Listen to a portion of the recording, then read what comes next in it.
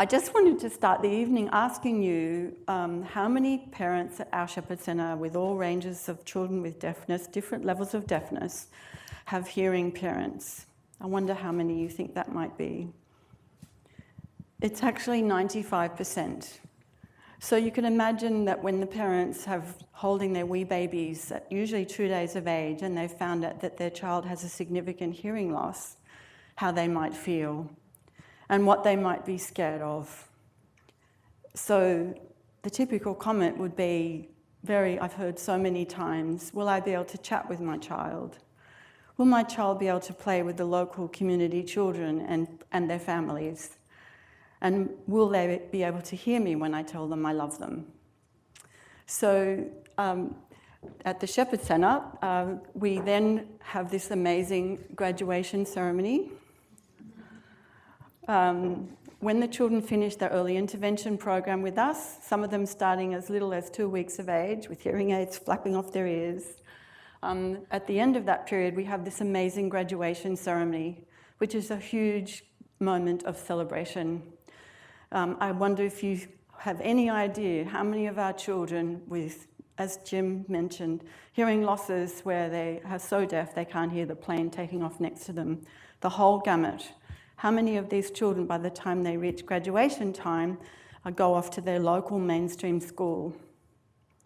So it's about 90% for over 40 years.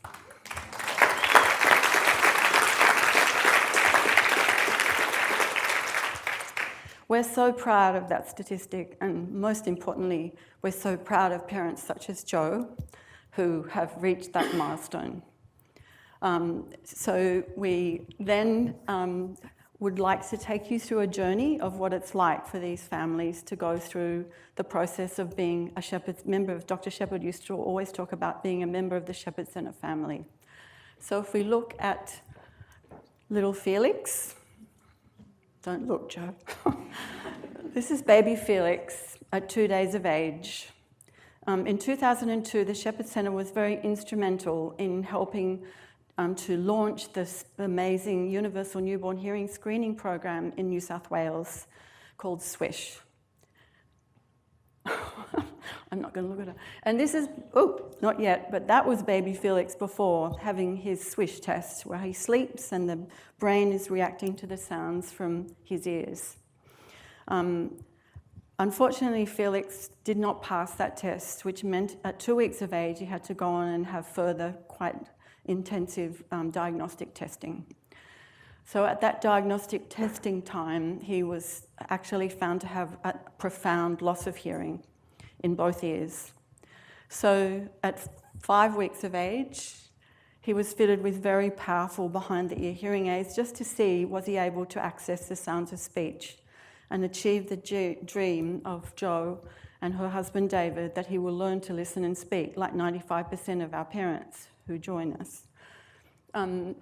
When Jo and David received this information of the profound deafness of their little baby, they were devastated, as you can imagine. Jo and David are amazing musicians, both of them playing an assortment of things ranging from organs, guitars, cellos, violins, pianos. David plays in a number of orchestras. So you can imagine that they were very, very sad at the thought that their little wee baby may not be able to share that joy, very much part of their lives. So a while ago now, 9 years ago, when it was quite traumatic particularly, they were offered the chance of achieving their dream of developing hearing and speaking spoken language so he could mix with his local peers. So at 4 years and 28 days, little Felix underwent cochlear implantation in both of his little tiny ears. A very traumatic decision, as you can imagine, for a little wee person. And in those days, there weren't many of those little babies around, but they made that decision. So now we're going to see little Felix on his switch-on day. I wanted to talk you through this a tiny bit, just a very short clip of what's happening. So there's some beeps that you will hear, and you'll see what we're looking for in these days, and it's the way we used to do it then, was that he would change what he's doing. So if he's sucking his dummy hard, he would stop. If he had his eyes closed, he'd open his eyes, and hopefully you'll see that quite clearly. And then even more beautifully, you'll see little Felix, when his daddy speaks to him, he turns and responds to him for the first time. Let's have a look at that. We got you sassed. Here you go, big boy. What's that? Can you hear a voice? Can you hear a voice? You can, can't you? Hey? Beautiful. Oh, Lord. Okay. So I'm very, very delighted to tell you, as I'm sure Joe is as well, that Felix very quickly became one of our poster boys. He developed, as Jim has been talking about, speech and language on a par with his hearing peers. He was a poster boy, and Joe and David were amazing supporters of the things that we do, constantly going out and supporting other families who are going through a similar situation. So graduation time was major celebration. Felix actually achieved speech and language at a level above his hearing peers. We're so proud of that. But Joe will now tell us a little bit more of that journey. So basically, when Felix started school, he had this amazing vocabulary beyond his years. But when he hit school, he started to struggle socially and emotionally. He didn't have the maturity to go with his vocabulary. And so he found making friends difficult. And we had to work out how we could help him with that. Thanks, Joe. So, disturbingly to us, a number of our children, these superstar children that spoke and with beautiful language, some of them, the parents were reporting to us that they weren't being as socially successful as we would have expected.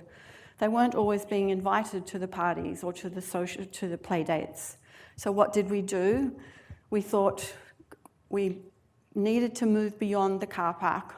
We'd been spending a lot of time very intensively working in that car park, working one-on-one with the children. We needed to move out of that car park into the complex highways, byways of the world, negotiating all those things that get thrown at us in those complex areas of life. So we launched then a group program and we called it Confident Kids. Confident Kids is based on some research that we've been doing and from other researchers, and we aim through 8 modules to teach the kids empathy skills, social pragmatic skills, how to rely on their amazing technology so that they can eavesdrop on their friends and work out what the social goss is going on. And learn, although it was very nice to say, I'm going to help carry around the chocolate biscuits, when they got to somebody, an overweight gentleman, for instance, they would sometimes say, well, you can't have one of those because you're too fat already. So we really needed to sort of sort those issues out. We've had amazing success with these 8 modules that we've launched. The feedback has been incredible. The parents have said, for instance, my child now will go up to somebody and say, my name is Felix, and would you like to play with me? Or another lovely story, a little boy came home and he said, Mum, my little friend Sarah was sad today because her puppy was so sick, so I decided to share my snacks with her to make her feel better. Thus demonstrating lovely empathetic skills. So, getting onto the bench, sorry. These are some of our beautiful Confident Kids about to leave the Shepherd Centre and who have gone through the Confident Kids program. And the pitch I'd love to ask to get your support on is that if you could help us get $23,000, that would help all the children at our Newtown Shepherd Centre to graduate having experienced this amazing program, to leave us and go out into the world not only confident speakers and with using beautiful language, but very confident socially and adept and being able to mix with their friends and all the dreams that they had when they first started at the Shepherd Centre.